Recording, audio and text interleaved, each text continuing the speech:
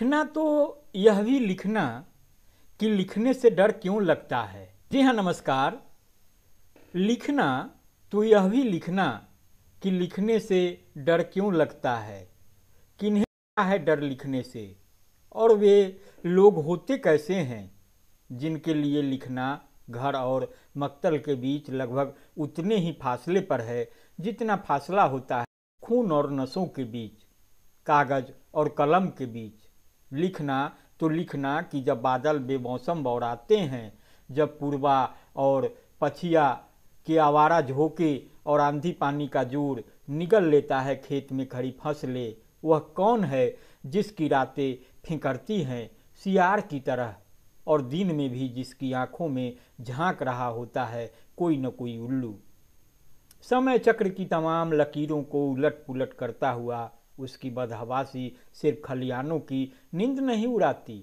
ऐसे मौसम में उतने ही बेचैन होते हैं क्लर्क भी, मास्टर भी, हाकिम हुकाम भी, पटवारी भी, साहेब से लेकर कुचवान तक, पाहुन से लेकर पहलवान तक, सबको बनना होता है फिर कि ऐसे मौसम में।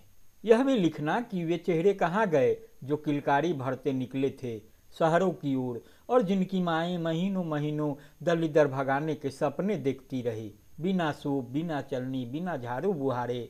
वे लौटे भी 1.5 साल बाद जब महामारी में बंद हो गए कारोबार। क्या तुमने उनके घरों में देखा? वे गुजरात से चले थे लेकिन गुजराती नहीं थे, महाराष्ट्र से चले थे लेकिन मराठी नहीं थे, मद्रास से चले थे लेकिन मद्रासी नहीं थे। वे कहाँ गए? वे रास्ते में गुम हो गए होंगे, इतने अबोध भी तो नहीं थे वे। ज्यादा डर इस बात का है कि रास्तों ने उन्हें निगल लिया होगा, क्योंकि महामारी ही ऐसी थी जिसने सारे सबूत मिटा डाले।